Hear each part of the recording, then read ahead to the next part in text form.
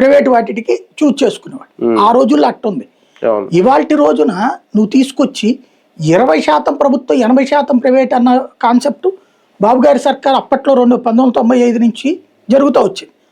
కార్పొరేటీకరణ, వైద్యం కార్పొరేటీకరణ, ఈ రెండు ఇవి అయ్యాక మౌలిక వసతి పెరిగిందని చెప్తారు ధనవంతులైనటువంటి వాళ్ళు, దానివల్ల సంతోషపడతారు.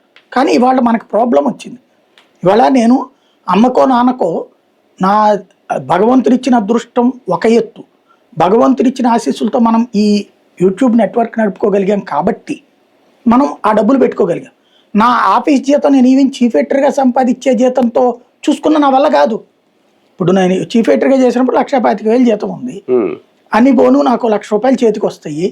₹1,00,000 నాకు ఇంటికి 60-70 అవుతుంది. పిల్లల చదువులకి వీటన్నిటికి కలిపి ఇంకో 30,000.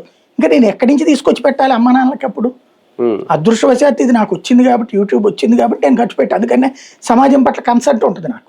ఎందుకని ఈ సమాజం వల్ల మనం బతుకుతున్నాం అనేటటువంటి, సమాజం మనల్ని ఆదరించి బట్టి మనం బ్రతుకుతున్నాం.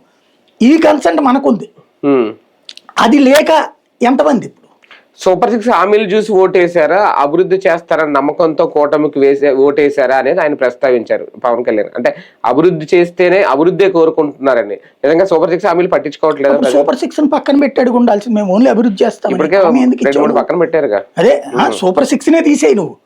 హామీ ఇచ్చింది ఎందుకు, మోసం చేయడం ఎందుకు?